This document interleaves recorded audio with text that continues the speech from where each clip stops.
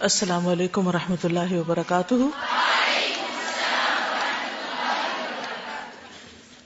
نحمده ونصلی علی رسولہ الکریم، اما بعد فاعوذ باللہ من الشیطان الرجیم، بسم اللہ الرحمن الرحیم، رب اشرح لی صدری ویسر لی امری واحلل عقدۃ من لسانی یفقہوا قولی۔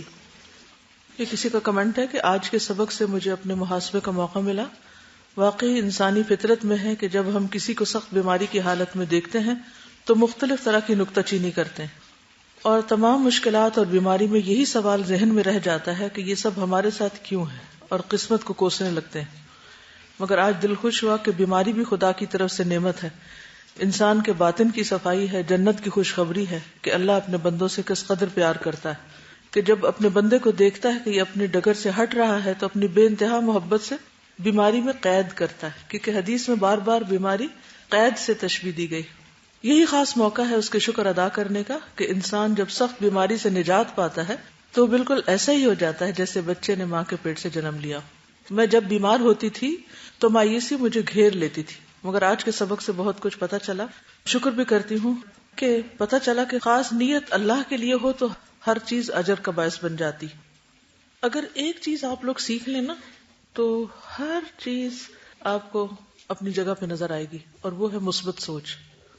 کہ جب بھی کوئی واقعہ ہو، کوئی حادثہ ہو، کوئی معاملہ ہو، کوئی چیز پسند کے مطابق ہو یا کوئی چیز پسند کے خلاف، تو آپ ہمیشہ اس بات پر پوری توجہ مرکوز کر دیں گے کہ اس میں کیا خیر ہے، اس میں کیا بھلائی ہے، ایسا میرے ساتھ کیوں ہوا ہے، یا یہ واقعہ کیوں پیش آیا ہے۔ تو اس سے آپ کا ذہن یہ سوچنے کی بجائے کہ میرے ساتھ کیوں ہوا اور مایوسی کی طرف جانے کی بجائے آپ کی ساری انرجی اس پر لگ جائے گی کہ آپ اس سے کوئی سبق سیکھ سکیں اور پھر اللہ سبحانہ و تعالیٰ کو پا لیں، اس کی مزید معرفت آپ کو حاصل ہو۔ اللہ تعالیٰ کی معرفت اور ایمان کی تجدید ہمیں اکثر چاہیے ہوتی ہے، اور یہ جو علم نافع ہے وہ وہی علم ہے جس میں ہمیں اللہ تعالیٰ کی پہچان روز بروز ہوتی جائے، بڑھتی جائے، چاہے وہ تھوڑی سی کیوں نہ ہو۔ پہلے بھی میں نے ذکر کیا تھا کہ میں اپنے لیے ہر روز کوشش کرتی ہوں کہ کوئی ایک خاص دعا مانگوں، تو آج کی میری دعا تھی اللہم جدد الایمان فی قلوبنا، اے اللہ ہمارے دلوں میں ایمان کی تجدید کر دے۔ پھر ایسا ہوتا ہے کہ بعض اوقات کوئی دعا آپ کے دل میں ایک دن آتی ہے پھر ساری زندگی دوبارہ نہیں آتی، تو کوشش کیا کریں اس کو لکھ بھی لے، کیونکہ وہ اللہ تعالیٰ ہی کی طرف سے آپ کے سامنے آتی ہے، آپ کے دل میں ڈالی جاتی ہے، آپ اس کی سوچ آتی ہے، آپ کو اس کا خیال آتا ہے، تو ضروری نہیں کہ وہ روز ہی آئے۔ تو اس لیے ایسی دعاؤں کو اپنے پاس ایک خاص ڈائری یا نوٹ بک بنا لیں اور اس میں لکھتے جائیں، کئی دفعہ ریپیٹیشن بھی ہو جائے گی۔ اور جب آپ کا ایمان تازہ ہوتا ہے تو پھر آپ کی عبادت میں لطف آنے لگتا ہے، آپ کی تکلیفیں آپ پہ آسان ہونے لگتی ہیں، آپ کی خوشی آپ کو ایک اور طرح سے شکر کا موقع دیتی ہے، تو ہر چیز فٹ ہونے لگتی ہے اپنی جگہ پر۔ تو مثبت سوچ، غور و فکر اور توانائیوں کو کسی کارآمد چیز پر مرکوز کرنا، یہ انسان کے لیے کامیابی کے راستے کھولتا ہے۔ رات ہی میں ایک لیکچر سن رہی تھی کسی کا، اس میں انہوں نے کائنات پر غور و فکر کرنے کی کچھ مثالیں دی ہوئی تھی، تو انہوں نے بلو ویل کے بارے میں بہت کچھ بتایا۔ آپ لوگ بھی جا کے نیٹ پہ پڑھ لیجئے۔ آپ میں سے کسی کو اندازہ ہے کہ بلو ویل کا ویٹ کتنا ہوتا ہے، لینتھ کتنی ہوتی ہے، ہائٹ کتنی ہوتی ہے، صرف اس کی ٹنگ، زبان کتنی بڑی ہوتی ہے؟ It's amazing. میں سنتی جا رہی تھی اور میری آنکھیں اور منہ کھلتا جا رہا تھا کہ اللہ اکبر، کبھی سوچا ہی نہیں اللہ نے کیا کیا پیدا کیا ہوا ہے۔ 180 ٹن وزن اس کا، ٹن، اور 34 میٹر لمبی، اور اتنی بے شمار چیزیں کہ جب وہ وہاں سے بولتی ہے، مثلاً اگر کیلیفورنیا کے ساتھ جو سمندر ہے وہاں سے اگر وہ آواز نکالتی ہے تو وہ کوریا اور تائیوان کی طرف جا کے سنی جا سکتی ہے، یعنی وداؤٹ اینی ٹیلی فون، بغیر کسی واسطے کے۔ وہ تو اللہ تعالیٰ ہمیں سنواتا نہیں نا اس کی آواز، ورنہ تو ہم جی نہ سکیں۔ ایک سرٹن ڈیسیبل سے اوپر ہم نہیں سن سکتے اور اس سے نیچے بھی نہیں سن سکتے، ایک خاص فریکوینسی میں ہم سنتے ہیں۔ اللہ تعالیٰ نے ان کو اتنی قوت دی۔ اور پھر اس کے بعد انہوں نے کچھ پرندوں کا ذکر کیا کہ جو 9 دن مسلسل اڑتے ہیں مائگریشن کے وقت، ایک جگہ سے دوسری جگہ، دن کو بھی اور رات کو بھی، اور اپنا راستہ نہیں کھوتے، رات کے اندھیروں میں بھی اڑتے ہیں، اور پھر نہ وہ سوتے ہیں، ان کے برین کا ایک حصہ سوتا ہے اور ایک جاگتا ہے، پھر دوسرا سو جاتا ہے، پھر وہ اندر ہی شفٹ ہے. اور کس طرح ان کی انرجی اندر ہوتی ہے کہ وہ مسلسل اڑتے رہتے ہیں اور وہ انرجی اندر کی استعمال کرتے ہیں کھائے پیے بغیر. تو اللہ سبحانہ و تعالیٰ نے جو کچھ بنایا ہے، جو اس کی کریشن ہے، اگر آپ اس پر غور کرنا شروع کریں تو آپ کو اللہ کی وہ معرفت حاصل ہو کہ آپ سجدے سے سر نہ اٹھا سکیں کہ یہ ہے میرا رب اتنا عظیم جس نے یہ سب کچھ پیدا کیا. اور یہ صرف اس دنیا کے اندر ہے. اس دنیا میں بھی اتنی مخلوق کے اندر صرف ایک مخلوق، ہم چونکہ نہ آنکھیں کھولتے ہیں، نہ کان کھولتے ہیں، نہ پڑھتے ہیں، نہ سنتے ہیں، نہ دیکھتے ہیں، نہ سمجھتے ہیں، اور دعویٰ یہ کرتے ہیں ہمیں اللہ کی معرفت حاصل ہوگی. تو جب معرفت ہو جاتی ہے، پہچان ہو جاتی ہے، تو اس کے بعد اللہ تعالیٰ سے کوئی شکوہ باقی نہیں رہتا. تو کہتے ہیں اللہ تعالیٰ تیرا ہر فیصلہ درست فیصلہ ہے، بس تو میرے حال پہ رحم کر. قرآن مجید میں آتا ہے نا، سورۃ آل عمران میں روز آپ صبح پڑھتے ہوں گے اٹھتے ہی، ان فی خلق السماوات والارض واختلاف اللیل والنہار لآیات لأولی الالباب الذین یذکرون اللہ قیاما وقعودا وعلی جنوبہم ویتفکرون فی خلق السماوات. اڑنے والے پرندے کس میں آتے ہیں؟ خلق السماوات میں آ جاتے ہیں. فی خلق السماوات والارض ربنا ما خلقت هذا باطلا سبحانک فقنا عذاب النار. اس موقع پر جو دعا مانگی گئی ہے کہ ہمیں آگ کے عذاب سے بچا، وہ کیوں؟ ایک طرف غور و فکر اور پھر اس بات کا اقرار کہ اللہ کا کوئی کام بھی غلط نہیں. ما خلقت هذا باطلا، تو اللہ کے جو فیصلے میرے بارے میں وہ کیسے غلط ہو سکتے ہیں؟ ان میں بھی خیر ہے، تو ہمیں اس پہ راضی ہونا ہے. کچھ چیزیں ایسی ہیں جن کو ہم کوشش سے، دعا سے تبدیل کر لیتے ہیں، اللہ سے مانگ کے کچھ چیزوں میں تبدیلی آ جاتی ہے. کچھ چیزیں ایسی ہوتی ہیں جن کو ہم نہیں بدل سکتے. ایسی صورت میں مثلا اگر کسی کو اپنے رنگ پر شکایت ہے یا اپنے فزیک پر یا عورت ہونے پر یا مرد ہونے پر، تو آپ تبدیل تو نہیں اس کو کر سکتے. تو بہتر کیا ہے؟ ایکسپٹ کریں. اور کیسے ایکسپٹ کریں؟ خوشی کے ساتھ. اسی طرح بعض اوقات آپ کی شادی کسی خاص شخص سے ہو گئی، یا آپ کو ایسا بچہ اللہ نے دے دیا کہ جو آپ کو بہت ہی تنگ کر رہا ہے، یا کوئی رزق کے معاملے میں. آج صبح مجھے کسی نے لکھا کہ ان کا جو ٹیلر ہے اچانک اس کی ہارٹ اٹیک سے ڈیتھ ہو گئی، لیکن وہ اتنا نیک شخص تھا کہ کہتے کہ جو ہی اسے پین سٹارٹ ہوئی اس نے کلمہ پڑھنا شروع کر دیا، اور اس کے بعد وہ انکانشیس ہو گیا، ہوش میں نہیں آیا، پھر ڈیتھ ہو گئی. 7 بچے ہیں اس کے، بڑا بچہ صرف 13 سال کا ہے. سنگل ہینڈڈ وہی ارننگ کا ایک سورس تھا. کہتے ہم اس کی بیوی کو وزٹ کرنے کے لیے گئے، تعزیت کے لیے گئے، اس نے ایک بار بھی اپنے منہ سے کوئی ایسی بات نہیں نکالی جو شکوے پر مبنی ہو یا پریشان کن ہو. اللہ کی رضا پہ راضی. 7 بچے سر پہ، وہ بیوہ ہو گئی، اسے پتا ہے انکم کا کوئی ذریعہ نہیں، حالات مشکل ہونے والے اور سخت قسم کی آزمائش آ گئی، چھت سر سے ہٹ گئی، لیکن اللہ کے فیصلے پہ راضی ہونا وہ معمولی بات ہے. تو بعض اوقات ہم سمجھتے ہیں کہ یہ درزی یا کم پڑھے لکھے لوگ یا کچھ، اصل بات یہ ہے کہ ایمان کسی کے اندر کتنا ہے، اور اصل عقل مندی یہ ہے کہ انسان آخرت کی فکر کرتے ہوئے اللہ کے فیصلوں پہ راضی ہو کے کہے کہ فقنا عذاب النار، آگ کے عذاب سے ہمیں اے رب تو ہمیں محفوظ کر لے. کیونکہ فمن زحزح عن النار وادخل الجنۃ فقد فاز.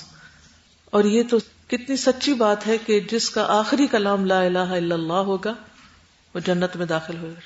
تو اللہ نے اس کو توفیق دی. تو رازق پہلے بھی اللہ تھا، اب بھی اللہ ہے، ان بچوں کو اللہ ہی دیکھے گا، اللہ ہی نے رزق پہنچانا ہے. پھر وہی بات کہوں گی کہ حالات کچھ بھی ہوں، سوچنے کی بات یہ کہ ہمارا ری ایکشن کیا ہے، ہمارا رد عمل کیا ہے، پسندیدہ چیزوں پر ہمارا رد عمل کیا ہے اور ناپسندیدہ چیزوں پر ہمارا رد عمل کیا ہے. ہم کس طرح ری ایکٹ کرتے ہیں، ہم اللہ کی حدود کو کس طرح سنبھالتے ہیں اور کس طرح پامال کرتے ہیں.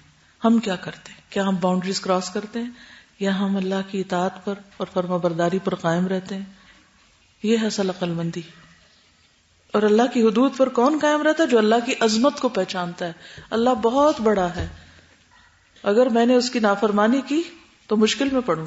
مجھے رات کے سیاہ اندھیرے میں بھی اللہ کی نافرمانی نہیں کرنی، کیونکہ میرا معاملہ کسی بندے کے ساتھ نہیں، اللہ کے ساتھ ہے. اور جو شخص اس طرح پھر گناہوں سے بچتا ہے، اللہ تعالیٰ اس کے دل کو سکون دے دیتا ہے. انہوں نے کہا کہ کل شکوے پہ بات ہوئی، اور یہ بات بھی کہ عورتوں کی تعداد جہنم میں زیادہ ہوگی، اور پھر عورتوں کی سائیکالوجی میں شکوہ ہے.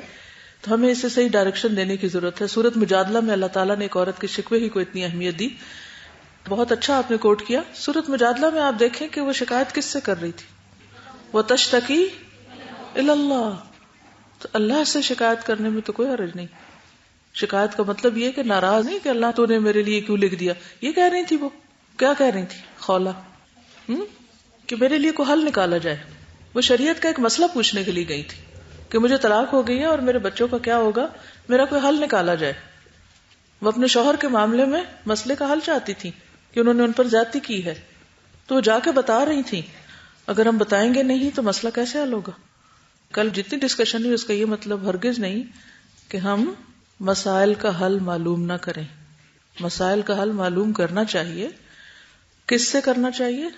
دانت کا مسئلہ ہو تو ڈینٹسٹ سے, آنکھ کا مسئلہ ہو تو آئی اسپیشلسٹ سے, ٹھیک ہے نا.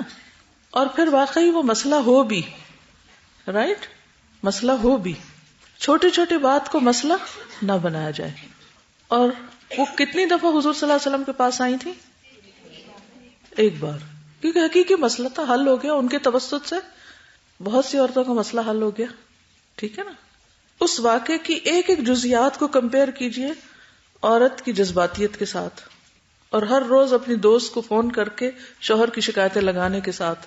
کوئی کمپیریزن ہے کیا؟ اس سے پہلے کبھی آئی تھی؟ حالانکہ ان کے شوہر جو تھے وہ سخت مزاج تھے. کیا اس سے پہلے کوئی روایت ملتی ہے کہ وہ پہلے بھی آ کے انہوں نے شوہر کے بہت شکایتیں کی تھی؟ تو حضور کو پہلے سے پتا تھا ان کے شوہر ایسے ہیں. تو نہیں, میرا کہنے کا مقصد صرف یہ کہ جو ہر روز ہمارے اوپر کیفیات گزر رہی ہوتی ہیں, ان کے لیے ضروری نہیں ہوتا کہ وہ دل پہ ذرا سی کوئی چیز آئی تو فوراً کسی ذکر کر دیا, ادھر رو دیا, ادھر بتا دیا, اس کو راستے میں پکڑ لیا, اس کو لکھ دیا, اس کو. بعض اوقات کچھ لوگوں کی عادت یہ ہوتی ہے کہ وہ کسی سے شکایت ہو جائے مجلسوں میں بھی بیٹھ کے کر رہے ہوتے ہیں, پھر اس کو فون بھی کر رہے ہوتے ہیں, پھر لکھ بھی رہے ہوتے ہیں, پھر اس سے بھی ذکر, پھر اس سے بھی ذکر, پورا ماحول دھواں دار کر دیتے ہیں. یہ بات غلط ہے. اٹھتے بیٹھتے باتوں میں, یعنی کہ ڈائریکٹ انڈائریکٹ ہر جگہ, یعنی ان کے دل پہ جو چھایا ہوا نا بس وہ انہوں نے ہر جگہ بولنا ہے. اس سے پرہیز کرنا چاہیے. صبر کے خلاف ہے, یہ شکر کے بھی خلاف ہے. جی آپ کچھ کہہ رہے ہیں؟ دوسرا یہ کہ وہ اس میں کوئی واقعہ نہیں بتا رہی تھی, کیونکہ وہ اتنی آہستہ آواز میں بات کر رہی تھی کہ عائشہ جو وہ ساتھ بالکل, یعنی انہوں نے حضرت عائشہ کو بلا کے انوالو نہیں کیا, حضرت عائشہ نے بھی نہیں سنی ان کی بات. حقیقی مسئلہ جتنے جچے تلے محتاط ضروری الفاظ میں بیان کرنا, اس سے منع نہیں کیا گیا. چلیے آگے چلتے ہیں. رب العالمین. کل میں جب بلو ویل اور برڈز کے بارے میں پڑھ رہی تھی, سن رہی تھی, تو آپ کو معلوم ہے کہ بلو ویل ایک دن میں کئی ٹن پرانس کھاتی, کئی ٹن. اور وہ پرانس عام طور پر ان کی لائف جو ہوتی ہے 10 ایئرز ہوتی ہے. رب العالمین, وہ کھلاتا ہے سب کو, عالمین سارے جہانوں کو. ایک تتلی کیا کھاتی ہے؟ کچھ پرندے صرف نیکٹر پیتے ہیں, کھاتے کچھ نہیں, صرف اس پہ جیتے ہیں. کچھ کھاتے ہیں, اور کچھ مچھلیوں کی غذا وہ پرندے ہیں جو اڑ کے آتے ہیں, وہ اپنا شکار پکڑنے آتے ہیں اور نیچے سے خود پکڑے جاتے ہیں. ان مچھلیوں کی غذا وہ پرندے ہیں. کسی کی غذا آسمان میں رکھ دی اور آسمان والوں کی سمندر میں رکھ دی. تو یہ سب کو پال رہا ہے, سب کو کھانے کو دے رہا ہے. تو آپ سوچئے اگر اللہ کے سوا کوئی اور خالق ہوتا, هل من خالق غیر اللہ, تو وہ ایک مچھلی کتنی بڑی بناتا, اپنے سے بڑی, تاکہ وہ اس کو کھا جائے. اور اس کا رزق کہاں سے لاتا؟ اگر آپ کو ہر روز کئی ٹن کھانا صرف ایک جانور کو کھلانا پڑے, کیا کریں گے آپ؟ نہیں کھلا سکتے, صرف ایک ویل کو نہیں کھلا سکتے. اور جو پرندے صرف فروٹس کا رس پیتے ہیں, جوس پہ زندہ ہیں, کیا ان کو جوس پلاتے ہیں آپ سب؟ اور کیا یہ سب کچھ خود ہی ڈیزائن ہو گیا؟ کوئی ہے نا, وہ رب العالمین ہے. میری زندگی, میری موت, میرا جینا اور میرا مرنا بس اس کے لیے ہے, رب العالمین کے لیے. لا شریک لہ وبذالک امرت وانا اول المسلمین. یہ اسلام, یہ اطاعت, یہ فرما برداری اسی وقت آتی ہے جب انسان اپنے رب کو پہچانتا ہے کہ وہ رب العالمین ہے. اور یہاں یہ بھی تو کہا جا سکتا تھا, کوئی اور صفت بھی آتی, ان صلاتی ونسکی ومحیایا ومماتی للہ رب العالمین. کچھ اور بھی آ سکتا تھا, لیکن میں اپنی نماز, روزہ, قربانی, ہر چیز اس کے لیے کیوں کروں؟ کیونکہ اسی نے تو مجھے بنایا ہے, وہی تو مجھے رزق دے رہا ہے. اور صرف مجھے نہیں, رب العالمین ہے, سب کو دے رہا ہے. صرف وہ مستحق ہے کہ میں اس کے آگے جھک جاؤں. اس کا بندہ بن کے رہوں. اس لیے ہمیں پوری ایفرٹ لگانی ہے اس بات پر کہ واقعی ہم اپنے رب کے بندے بن کر جئیں، زندگی بھی اسی کے نام، موت بھی اسی کے نام. چلیے آج ہم تیمم کے بارے میں پڑھیں گے کہ مریض کس طرح تیمم کرے، اور جتنے بھی ہسپتالوں میں پڑے ہوئے لوگ ہیں جن کے اوپر نمازیں فرض ہیں اور صرف اس لیے نماز نہیں پڑھتے کہ وضو نہیں کر سکتے، یا ایسے بوڑھے لوگ کہ جو کسی سہارے کے بغیر وضو کے قابل نہیں ہیں، تو اس صورت میں ان کو تیمم کی سہولت اور رخصت کیا، اور وہ ہمیں پاک دیکھنا چاہتا ہے. بیماری کی حالت میں بھی، سفر میں بھی وہ ہمیں پاک کرنا چاہتا ہے. لیطہرکم ان اللہ یحب التوابین ویحب المتطہرین. تو خواہ ہم بیمار ہوں، معذور ہوں، کسی بھی حال میں ہوں، صفائی ستھرائی کا اہتمام نہایت ضروری ہے. اور اس میں کل ہم نے غسل اور وضو کے بارے میں پڑھا تھا کہ بیمار کس طرح کرے. آج ہم تیمم کے بارے میں پڑھیں گے کہ اگر کوئی شخص نہا نہیں سکتا جنابت کی حالت میں یا حدث اصغر کی حالت میں وضو نہیں کر سکتا تو پھر وہ تیمم کرے. تو اس آیت کے آخری حصے میں آتا ہے اور اگر تم بیمار ہو یا سفر پر ہو یا تم میں سے کوئی قضائے حاجت سے لوٹے یا تم نے عورتوں سے جمع کیا ہو اور تمہیں پانی نہ ملے تو تم پاک مٹی سے تیمم کر لو اور اس سے اپنے چہرے اور ہاتھوں کا مسح کر لو. تو تیمم بیسیکلی کیا ہے؟ چہرے اور ہاتھوں کا مسح. اگر مریض وضو یا غسل کے لیے پانی استعمال کرنے سے عاجز ہو یا بیماری کے بڑھنے کا اندیشہ ہو، یعنی دو چیزیں، ایک یہ کہ وہ کیا نہیں کر سکتا، پانی حاصل نہیں کر سکتا یا پانی تک پہنچ نہیں سکتا، بیمار ہے، اٹھ کے جا نہیں سکتا کہ خود وضو کر سکے، یا پھر اگر کر سکتا ہے لیکن اس سے بیماری اور بڑھتی ہے.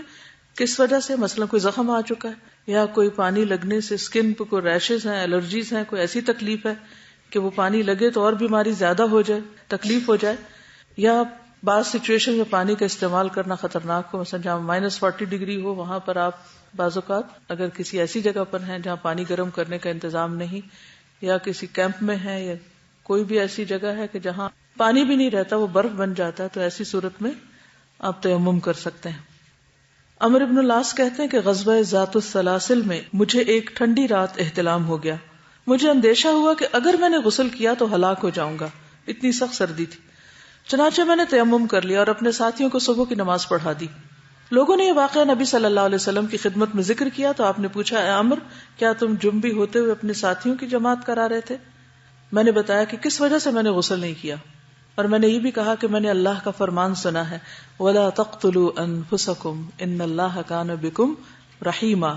اپنے آپ کو قتل نہ کرو، اللہ تم پر بہت ہی مہربان ہے. تو رسول اللہ صلی اللہ علیہ وسلم ہنس پڑے اور کچھ نہ کہا.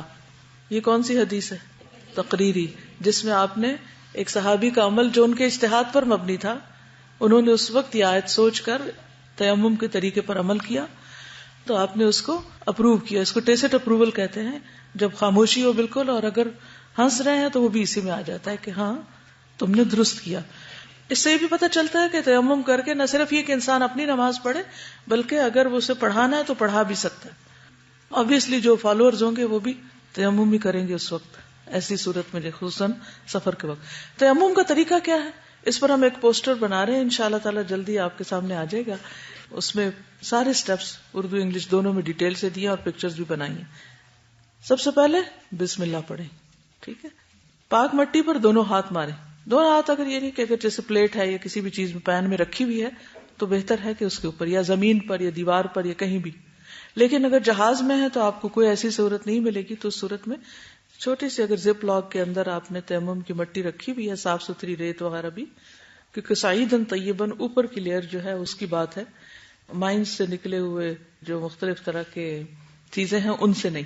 یعنی بہتر یہ کہ ہاتھ اوپر رکھا جائے، مٹی کے ہاتھ رکھ کے اٹھایا جائے.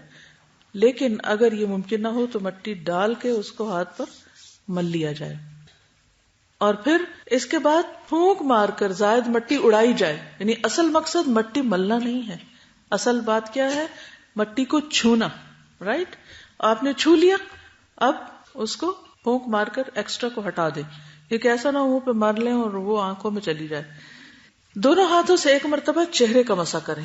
رائٹ، بس کتنا؟ اوپر سے ایک مرتبہ، رگڑنے کی ضرورت نہیں، تو اوپر سے نیچے ایک دم، جس طرح وضو کے دوران دونوں ہاتھ چہرے کو دھونے کے لیے پھیرے جاتے ہیں. پھر بائیں ہاتھ سے دائیں ہاتھ کی پشت کرتے جائیں نا، ساتھ ایکٹیویٹی کریں. بائیں ہاتھ سے دائیں ہاتھ کی پشت، ٹھیک ہے، اور دائیں ہاتھ سے بائیں ہاتھ کی پشت پر مسح کر لیں. آگے کیوں نہیں کرنا؟ ادھر ہی کیوں کرنا ہے؟ کیونکہ پہلے کر چکے ہیں نا ادھر. ایسے نہیں ملنی یہ سیدھے ہتھیلیوں سے. ہاتھ کی بجائے بھی ہتھیلیاں کرنی چاہیے. اندر کا حصہ آپ کی پامز ہیں یہ مٹی پہ لگائیں گے، پھونک ماریں گے، پہلے چہرہ اور پھر بس دیٹس اٹ، کام ختم. یہ نہیں کہ ہر دفعہ لگا پھر مل پھر لگا پھر مل پھر، بہت لمبا چوڑا نہیں. بہت سہولت دی ہے ہمارے دین نے تاکہ مریض سے مریض انسان اور مشکل میں پڑا ہوا انسان ہر ایک سہولت کے ساتھ ایسا کر سکے. اور اس میں آپ دیکھیے کہ جو قرآن مجید میں آتا ہے فَامْسَحُوا بِوُجُوهِكُمْ وَأَيْدِيكُمْ مِنْ. ایک اور حدیث میں آتا ہے، صحیح بخاری کی حدیث ہے، آپ نے اپنے دونوں ہاتھ زمین پر مارے، پھر انہیں پھونکا دونوں، اور دونوں سے چہرے، یعنی ایک کو نہیں ملنا، دونوں سے چہرے اور ہاتھوں کا مسح کیا. نبی صلی اللہ علیہ وسلم نے فرمایا تمام زمین میرے لیے سجدہ گاہ اور پاک بنائی گئی. کہیں پر بھی آپ نماز پڑھ سکتے ہیں اور کوئی بھی سطحی مٹی لے سکتے ہیں، لال ہو پیلی ہو کالی ہو کوئی بھی، اس سے آپ تیمم کر سکتے ہیں. یہ یاد رکھیے کہ صرف ایک بار کرنا ہوتا ہے، 3 بار کرنے کی ضرورت نہیں ہے.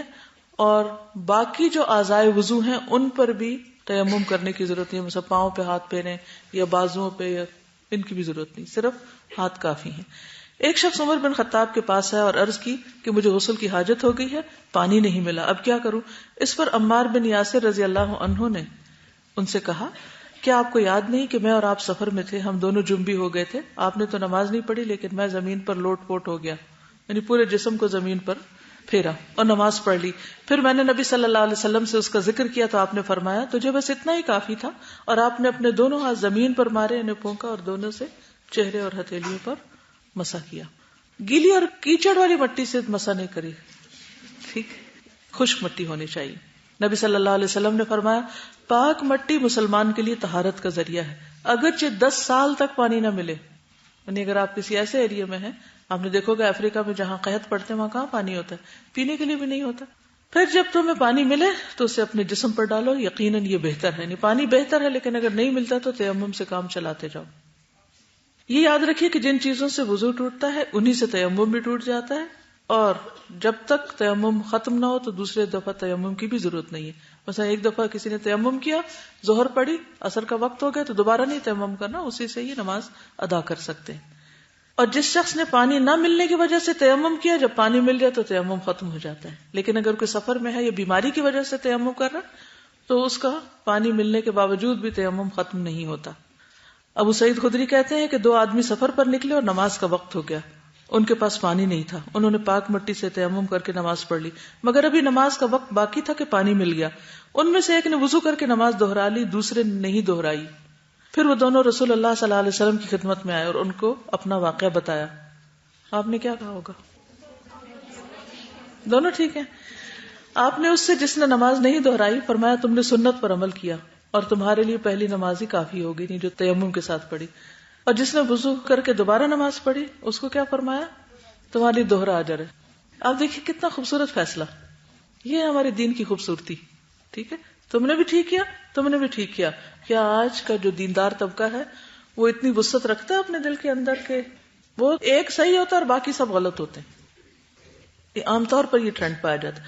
اور اس میں آپ دیکھیے خصوصاً جو فقہی اختلافات ہیں ان میں کس قدر شدت ہے. شرک کے معاملے میں وہ شدت نہیں ہے، کوئی نماز نہ پڑھے کوئی شدت نہیں، کوئی مائنڈ نہیں کرتا. ڈھیروں لوگ آپ کے سامنے بے نماز بیٹھے رہتے، کسی کو تکلیف نہیں ہوتی. لیکن اگر کوئی رفع یدین کر لے بھولے سے تو شامت آ جاتی ہے. اس چیز کو ختم کرنے کی ضرورت ہے.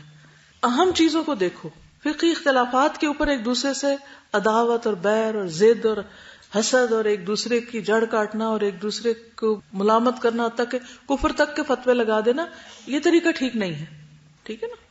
مریض کے لیے پاک مٹی حاصل کرنا مشکل ہو تو سہولت کے لیے تھیلی میں بھی مٹی رکھی جا سکتی ہے. ہماری ایک بہن تھی کینیڈا میں، انہوں نے ایک کام شروع کر رکھا تھا کہ چھوٹی چھوٹی تھیلیاں سیتی تھی جیسے لان کے کپڑے کی، اور ان میں صاف ستھری مٹی بھرتی تھی اور سب کو گفٹ دیتی رہتی تھی. جو بھی ٹریول کرتا تھا، خاص طور پر جو کہ کینیڈا سے پاکستان یا انڈیا کا سفر ایٹ اسٹریچ جہاز 14 گھنٹے چلتا رہتا ہے، تو وہ پھر اس میں وضو کرنا سارے جہاز کے لیے مشکل ہوتا ہے. تو انہوں نے سب کو وہ دینا شروع کیا ہوا تھا. اور ویری گڈ آئیڈیا. اس میں کیا ہوتا ہے کہ وہ تھیلی جیسے ململ کا دوپٹہ ہوتا ہے نا, اس قسم کا دوپٹہ, کیونکہ اس تھیلی کو 1-2 دفعہ ٹیپ کرے تو وہ اس میں سے مٹی نکل آتی, پھر وہ تھیلی اٹھا کے آپ اپنے سامان میں رکھ لیں. آپ وہ بھی کر سکتے طریقہ, اور آپ چھوٹے سے زپ لاک کے اندر بھی ڈال کے مٹی اپنے ساتھ رکھ سکتے ہیں تاکہ نماز نہیں جائے. اصل بات یہ ہے کہ نماز نہیں چھوڑنی چاہیے چاہے حالات کیسے بھی ہوں, کیونکہ ان صلاتی و نسکی و محیایا و مماتی للہ رب العالمین. جو رب ہواؤں میں کھانا دے رہا ہے آپ کو اور زندگی دے رہا ہے اور اس نے ساری سہولتیں دی ہیں, کیا اسی کو بھول جائیں گے؟ تو اس کو نہیں بھولنا. اگر کوئی شخص خود تیمم نہ کر سکے تو دوسرا اس کو تیمم کرا سکتا ہے. بعض بیمار ایسے ہوتے ہیں نا, ہاتھ بھی نہیں اٹھا سکتے, کیسے کرائیں گے؟ کیسے کرائیں گے؟ اس کے آگے مٹی رکھ کے اس کا ہاتھ پکڑ کے اس کے اوپر کر لیں. لیکن اگر وہ یہ بھی نہ کر سکے تو کیا کریں گے؟ اپنے ہاتھ پہ لگا کے اس کے چہرے اور ہاتھوں پہ پھیر دیں گے. ٹھیک ہے. اگر نہ پانی میسر ہو نہ مٹی, مثلا سمندر میں آپ, ٹھیک ہے, بحری جہاز میں, اور ساتھ مٹی رکھنا بھول گئے تو کیا کریں گے؟ پانی, سمندر میں پانی ہے تو ادھر اتر کے پانی لے لیں گے, یا اندر سوراخ کر لیں گے کشتی میں اور پانی آ جائے گا اوپر. دیکھیے بعض اوقات تو پلانڈ سفر ہوتے ہیں, آدھے گھنٹے کا, گھنٹے کا, 1 دن کا, 1 دن رات کا, اور آپ کو معلوم ہے کہ اگر آپ کو پیسفک کراس کرنا ہے کتنے دن لگیں گے. اس دفعہ جب میں دبئی تھی تو کسی نے اپنا واقعہ بتایا, وہ کہتی میں کراچی میں پڑھتی تھی, یہ 48 میں وہ پیدا ہوئی, تو 52-53-4 کی بات, کہتی ابتدائی ایجوکیشن میں نے وہاں حاصل کی. تو اس وقت دبئی سے شپ پاکستان جاتا تھا کراچی تک. تو کہتی جب مجھے چھٹیاں ہوتی تھی تو میں شپ پر دبئی آتی تھی اپنے گھر, تو 5 دن لگتے تھے ان کو. 5 دن وہ کراچی سے چلتا, پھر وہ گوادر آتا, پھر وہاں سے عمان جاتا, پھر وہاں سے دبئی آتا, 5 دن لگ جاتے. اب 5 دن کے لیے, اب تو بڑے بڑے شپ ہیں, لیکن اگر کوئی چھوٹا شپ ہے اور پینے کا پانی اس پر ہے اور سب کے وضو کا نہیں ہے تو صورت میں مشکل ہو سکتی. اور سمندر کا پانی لینا اتنا آسان نہیں جتنا آپ سمجھتے کہ وہ پانی سمندر کے اندر ہے اور وہیں سے پانی لے لے کے وضو کرتے رہیں گے. تو ایسی صورت میں اگر کوئی انتظام نہ ہو تو خواہ آپ سمندر کے اندر ہی کیوں نہ ہو تو بھی آپ تیمم کر سکتے ہیں. بعض اوقات فاصلے لگاتے ہیں نا کہ اگر 1 میل کے فاصلے پر پانی ہو تو تیمم کریں اور اتنے میل پہ ہو تو نہ کریں.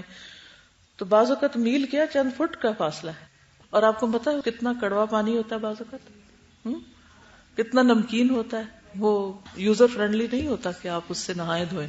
ٹھیک, تو اس لیے تیمم کی سہولت دی گئی ہے, اور جو رخصتیں اللہ نے دی ہیں ان سے فائدہ اٹھانا بھی اللہ کا شکر ادا کرنا ہے. یعنی اپنے اوپر بے جا مشقت نہیں ڈالنی چاہیے. کل ہم نے حدیث پڑھی تھی نا کہ اللہ تعالیٰ نے کیا کیا ہے, ان الدین یسر, دین آسان ہے. جب بھی نبی صلی اللہ علیہ وسلم کو 2 میں سے 1 چیز اختیار کرنی پڑی تو آپ نے کون سی کی؟ آسان, ایز لانگ ایز وہ حرام نہیں تھی یا دین کے مخالف نہیں تھی. کیونکہ کچھ لوگ بہت مشقت میں بھی وضو کی کوشش کرتے ہیں اور پہلے سے بیمار پڑ جاتے ہیں, تو وہ نہیں کرنا چاہیے. پھر حضرت عائشہ کہتی ہیں کہ انہوں نے حضرت اسماء سے ہار مانگ کر پہن لیا تھا, وہ کہیں گم ہو گیا. رسول اللہ صلی اللہ علیہ وسلم نے ایک آدمی کو اس کی تلاش کے لیے بھیجا جسے وہ مل گیا.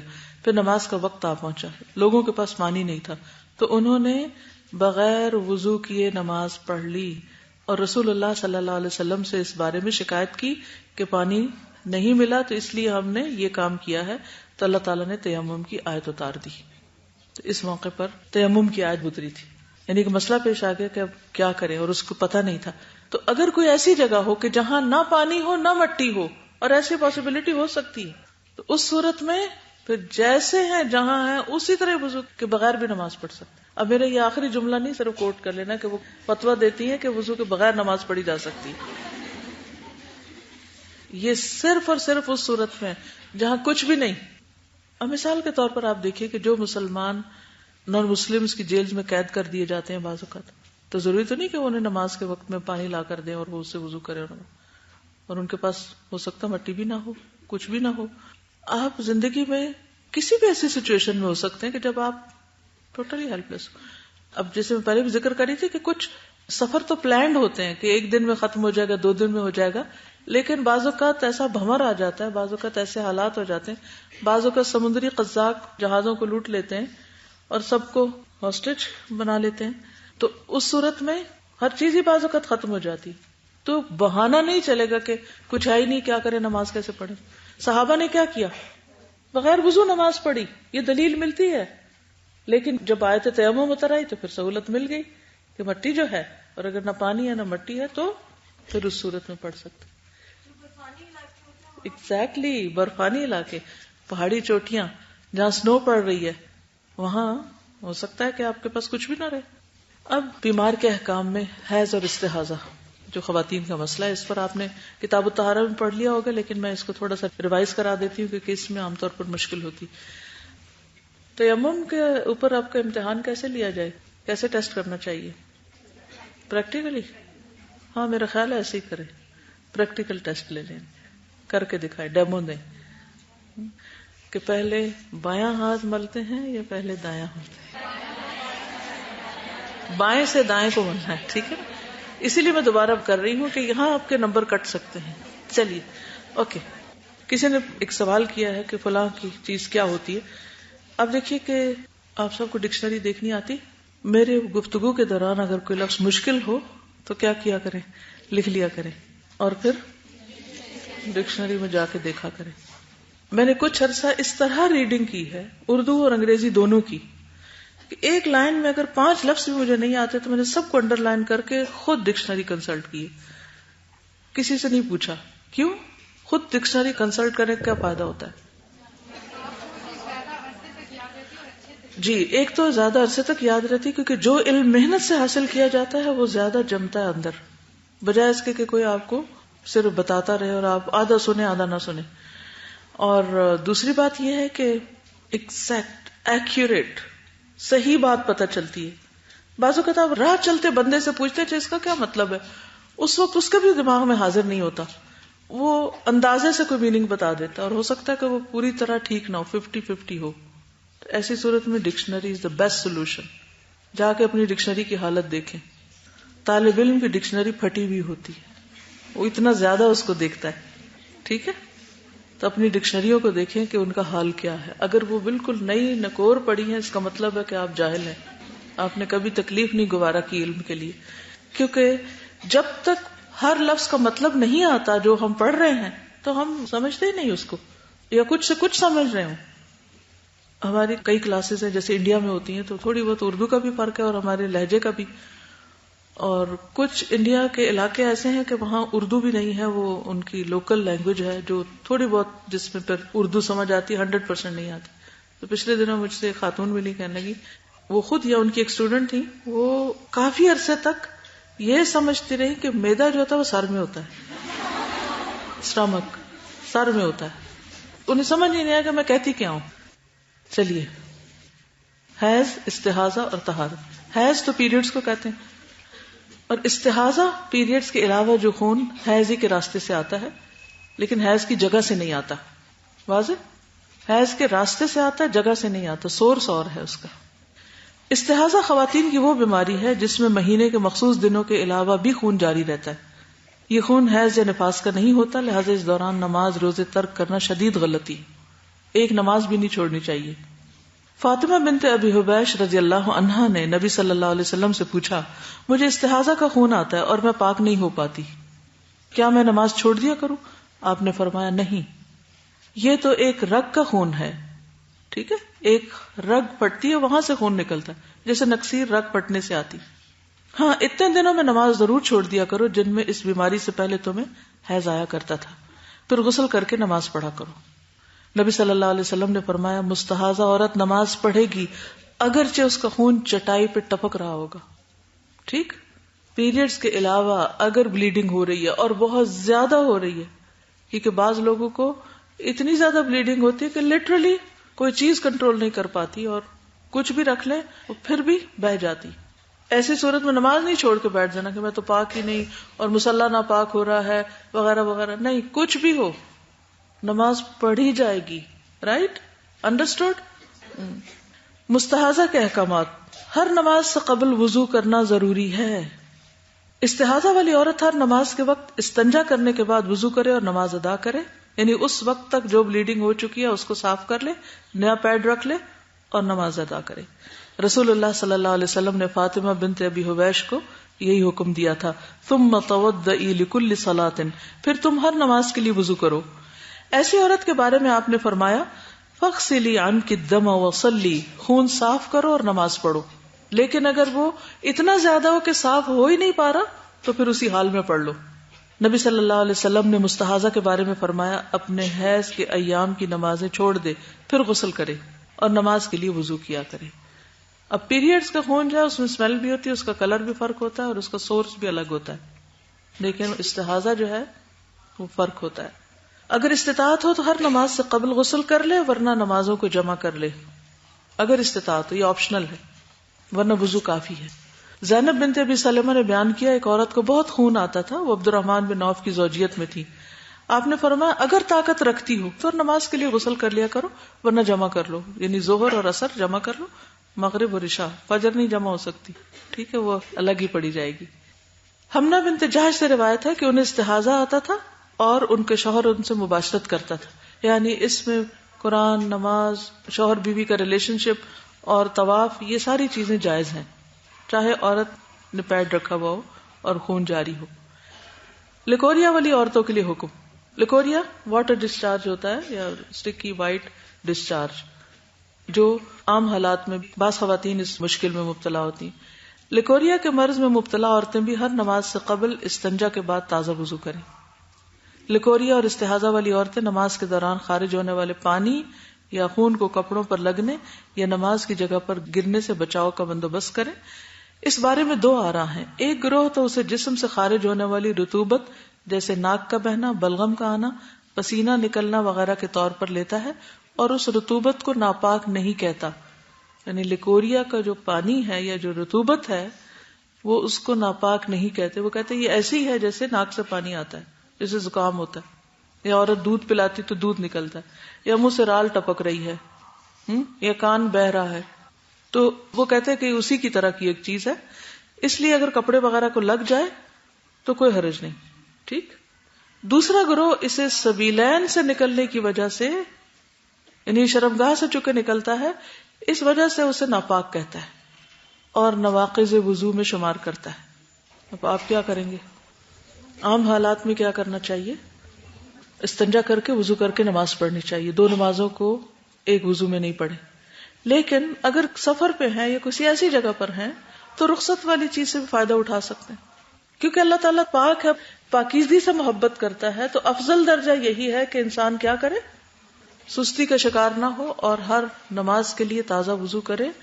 اور اگر زیادہ ہے لیکوریا کا پانی تو پیڈ رکھ لے، کوئی کپڑا رکھ لے، ٹیشو رکھ لے، جو بھی ہر شخص اپنی ضرورت کو سمجھتا ہے، اور نماز سے پہلے اس کو چینج کر لے. لیکن اگر ایسے حالات ہوں کہ چینج ہو ہی نہیں سکتا، کوئی حل نہیں ہے، تو پھر نماز پڑھنے کی رخصت موجود ہے بہرحال. ٹھیک ہے. ایام حیض اور ایام استحاضہ میں فرق. استحاضہ والی عورت کو چاہیے کہ وہ ایام حیض اور ایام استحاضہ میں فرق کرے. واضح ہو کہ حیض کی کم از کم مدت کا تعین نہیں کیا جا سکتا، ہر ایک کی عادت پر مبنی. اصل میں اس کے لیے عادت کا لفظ بھی استعمال کیا جاتا ہے، لیکن اس کی زیادہ سے زیادہ مدت 15 دن ہے. حیض آنے کی کم از کم عمر 9 سال ہے اور زیادہ سے زیادہ کی کوئی حد نہیں. اگر کسی بچی کو 9 سال کی عمر سے پہلے خون جاری ہو تو وہ استحاضہ کے تحت آئے گا. ٹھیک ہے. یہ مدتیں کیسے مقرر کر لی گئی؟ جنرل سرویز کے تحت، میجورٹی کو دیکھتے ہوئے. آپ نے دیکھا ہوگا کہ بعض اوقات پیدائش کے بعد چھوٹی بچی جو ہوتی ہے اس کو بھی کچھ نہ کچھ بلیڈنگ ہو جاتی ہے. بالکل نیو بورن بیبی جو ہوتی ہے نا، بیبی گرل، اگر آپ اس کی بریسٹ کو تھوڑا پریس کریں تو اس میں دودھ بھی نکل آتا ہے اور پیریڈز کی طرح کا اسپاٹنگ بھی ہو جاتی. تو یہ قدرتی بات ہے، اللہ تعالیٰ نے اس کے لیے رکھا ہے، اس میں کوئی ڈرنے گھبرانے کی بات نہیں ہے. تو اسی طرح ہو سکتا ہے 5 سال کی بچی کو کوئی ایسی چیز پیش آ جائے، 9 سال سے کم کی عمر، 8 سال کی عمر کی بچی کو، تو اس کو کیا شمار کریں گے؟ پھر استحاضہ شمار کریں گے. وہ پیریڈ نہیں ہوں گے کیونکہ وہ بھی بالغ نہیں ہوئی. حیض کا خون بالغ ہونے پر آتا ہے، جس کے بعد عورت بچہ کنسیو کر سکتی ہے. ٹھیک ہے. تو جب عورت کو حیض آ جائے، چاہے زیادہ ہو یا کم، بعض لوگوں کو بہت زیادہ ہوتے ہیں پیریڈز اور بعض کو نہ ہونے کے برابر، بہت تھوڑا، تو اس کا طہر کیا ہوگا جب خون ختم ہو جائے؟ امام ابن تیمیہ کے نزدیک حیض کی کم یا زیادہ کوئی مدت مقرر نہیں، بلکہ جب بھی خون مکمل صفات کے ساتھ آئے تو وہ حیض شمار ہوگا، چاہے کم ایام ہو یا زیادہ. دیگر علماء نے اس کی تحدید کی ہے. دوسرے علماء نے کیا کہا ہے کہ نہیں، کم از کم 3 دن، زیادہ زیادہ 10 دن وغیرہ وغیرہ. اور پھر اس میں بھی اختلاف ہے، بعض کچھ دن بتاتے ہیں، بعض کچھ اور. کچھ علماء تو زیادہ زیادہ مدت کی تحدید کرتے لیکن کم کی نہیں کرتے. لیکن یہ قول زیادہ صحیح معلوم ہوتا جو امام ابن تیمیہ کا ہے کہ اس میں کوئی حد مقرر نہ کی جائے، کیونکہ ہر ایک کی عادت فرق ہے. اگر مثلا ہم 10 دن کی حد مقرر کرتے ہیں تو ہو سکتا ہے کسی لڑکی کو 11 دن ہی پیریڈز ہوتے ہیں اور وہ صحیح پیریڈز ہوتے ہیں، تو اب وہ 10 کے بعد نماز نہیں شروع کرے گی، وہ 11ویں دن پاک ہو کر ہی کرے گی. اور ہو سکتا ہے کہ کچھ خواتین کو صرف 1 دن کے لیے ہوتے ہیں، کچھ کو صرف 3 دن، کچھ کو 2 دن، ایسا بھی ہوتا ہے. تو اب وہ جوان لڑکی ہے، 2 دن صرف پیریڈز ہوتے ہیں، اور علماء نے کہا ہوا ہے کہ جی 3 دن کی حد مقرر ہوگی، 3 سے کم استحاضہ ہوگا. نہیں، اس کی چونکہ عادت ہی 2 دن کی ہے تو وہ 2 دن بھی پیریڈ شمار ہوں گے. تو ایک ہے ایوریج، عام حالات میں 3 سے 10 تک میجورٹی کا یہی سائیکل ہوتا ہے، لیکن کچھ لوگ ایکسیپشنل بھی ہوتے ہیں. تو ہر ایک اپنی عادت کو سامنے رکھ کے تعین کرے گی. سمجھ آئی؟ یہ آپ لوگوں کی ہی کہ تو سمجھنے کی بات ہے. جی آپ.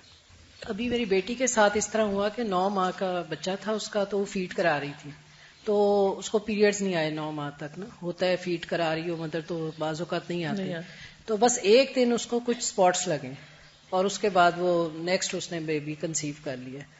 تو وہ پھر ڈاکٹرز یہی بتا رہی تھیں کہ وہ پیریڈز کے ہی وہ تھے، یعنی کہ مطلب صرف اسپاٹنگ بیبی ہو سکتا ہے. جی صرف 2-3 اسپاٹ سے بھی جو ہے وہ پیریڈز ہی شمار ہو، پیریڈ شمار ہوں گا. ٹھیک ہے جی، آپ کچھ کریں.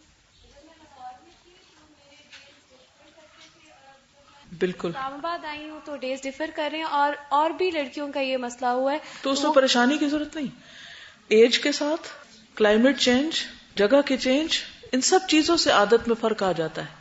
تو اس پر بعض لوگ ڈر جاتے ہیں اور بعض کوسنا شروع کر دیتے ہیں کہ شاید یہاں فوڈ ٹھیک نہیں یا ماحول ٹھیک نہیں، تو اس لیے ہمارے ساتھ کوئی ظلم زیادتی ہوگی. ایسا نہیں، اور یہ چینجز کہیں بھی اور کبھی بھی ہو سکتی ہیں. ٹھیک ہے، تو یہ نوٹس میں رہنا چاہیے. لیکن عادت کو ڈٹرمن کرنے کے لیے عموماً 3 ماہ کا وقت دیا جاتا ہے کہ اگر 3 ماہ تک ایک ہی طریقے پہ آئیں تو پھر وہ آپ کا بیسک شمار ہوگا. اور فوڈ کے چینج اور بہت سارے جو پریزرویٹوز لیتے ہیں اور ایسے چکن کھاتے ہیں جن کو ہارمونز دیے جاتے ہیں، تو ان سے پورے ہارمونل سسٹم ڈسٹرب ہو جاتا ہے، جس کی وجہ سے بعض اوقات کوئی بھی عادت نہیں ہوتی، کبھی 2 دن، کبھی 4 دن، کبھی 3 دن. تو یہ بھی سلسلہ جاری رہتا ہے. تو اس میں پھر اس خون کی کیفیت کو پہچانا جائے گا. السلام علیکم. 2-3 چیزوں کا کامنٹ کرنا تھا. ایک تو یہ لیوکیریا کے اوپر جو ہے کافی ریسرچ کی تھی، تو یہ ایک تو بہت جنرل پرابلم ہے بہت سارے لوگوں کو. تو اس میں جو ڈاکٹر تھی وہ یہ بتا رہی تھی کہ اگر اس کا علاج نہ کرایا جائے تو بہت جلدی عمر میں آسٹیوپروسس ہو جاتا ہے، اور یہ کیلشیم جو ہے وہ بہت تیزی سے جسم میں سے نکل رہی ہوتی ہے. تو اس کا جو ہے زیادہ دودھ پینا اور دھوپ میں بیٹھنا، کیونکہ دودھ ہم پی لیں اور دھوپ میں نہ بیٹھیں تو وہ کیلشیم ایبزارب نہیں ہوتا. بالکل صحیح. تو وہ جو ہے اس کی علاج بہت ضروری جو ہے وہ کیلشیم ایبزارب کرتی ہے. بالکل. اور ایک اور چیز جو چھوٹی سی مجھے آ رہا تھا، وہ یہ جو آپ تیمم کا سارا ڈسکرائب کر رہی تھیں، تو مجھے یہ خیال آ رہا تھا کہ ہمیں یہ پتہ چلتا ہے قیامت کے قریب ایسا بھی ٹائم آئے گا کہ مسلمان جو ہیں وہ ان کو ماؤنٹنز میں جا کے رہنا پڑے گا. تو ہمیں ان سب چیزوں کے لیے بہت زیادہ تیار رہنا چاہیے. اللہ نہ کرے کہ کبھی ایسا ٹائم آئے، لیکن یہ ہماری لائف سے بہت زیادہ، اور ہمیں اپنے آپ کو ایسا رف اینڈ ٹف رکھنا چاہیے کہ ہم کسی بھی حالت میں ٹائم گزار سکیں. کیونکہ ایک نماز بھی انسان کے درجات کو اوپر نیچے کر دیتی ہے. ایک نماز بھی نہیں جانی چاہیے صرف اس وجہ سے کہ پتہ ہی نہیں ہے کہ اب پڑھنی ہے کہ نہیں پڑھنی. اور خصوصاً خواتین کے ساتھ یہ مسئلہ رہتا ہے کہ ان کو پیریڈز کی چونکہ صحیح تعین نہیں ہوتا تو ان کی نمازیں چلی جاتی ہیں. ایک چیز آخری استاذہ میں نے دیکھا تھا جو آپ ابھی بزنس کا بتا رہی تھی، ایک مسلم خاتون جن کو امریکہ کی پریزن میں بند کیا گیا تھا، تو وہ سنگل سیل تھا اور وہاں کموڈ تھا، it was a wash room, there was no water, اور ان کو وہاں بند کیا گیا تھا. ان کو کچھ نہیں دیا جاتا تھا، نہ پانی تھا نہ کچھ تھا. تو مطلب اگر یہ احکامات نہ بتاؤں تو ایک انسان کے لیے کتنا مشکل ہو جائے نا زندگی گزارنا. اور وہ یہی بتاتی تھیں کہ وہ قرآن پڑھتی رہتی تھیں اور اسی حالت میں وہ بغیر وضو کے نماز پڑھتی تھیں. ان کا انٹرویو میں سن رہی تھی تو مجھے اتنا افسوس ہو رہا تھا کہ لوگ ان کے اوپر پوائنٹ آؤٹ یہ کر رہے تھے کہ جی آپ بغیر وضو کے کیسے نماز پڑھ سکتے. مطلب یہ تو اتنی جہالت ہے نا. جی بالکل، یہ ہماری جہالت ہے. جی پاؤڈر سے نہیں کرنا تیمم.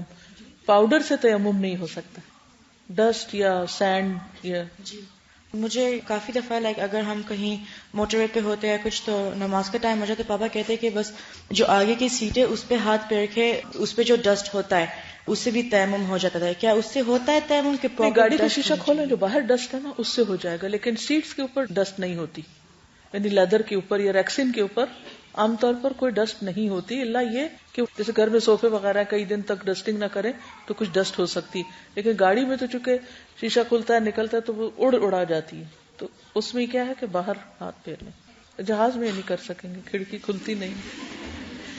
چلیے, تو اس میں کرنے کے کام کیا ہے, اپنی عادت کا تعین کریں اور نماز کی فکر کریں. اگر سارا مہینہ ہی اسپاٹنگ ہوتی ہے تو استحاضہ ہوگا, اس میں پیریڈز کے دنوں کو الگ طور پر سمجھیں, اور وہ کیسے, اپنی پچھلی عادت سے بھی آپ کمپیئر کر سکتے ہیں کہ پہلے مجھے صرف 3 دن ہوتے تھے اور وہ سلسلہ بند ہی نہیں ہوتا, وہ کون سے 3 دن تھے, ہمیشہ کیلنڈر پہ مارک کیا کریں تاکہ اس سے پھر آپ اپنے عادت کو پہچان بھی سکیں کہ ایک دفعہ اور دوسری میں کتنے دن کا وقفہ بیچ میں آیا. صرف ڈیٹس کو نہ دیکھیں کیونکہ کیلنڈر جو ہے اس میں کبھی 31 ڈیز ہوتے ہیں اور کبھی 28 ڈیز ہوتے ہیں, تو پھر ڈیٹس آگے پیچھے ہو سکتی ہیں.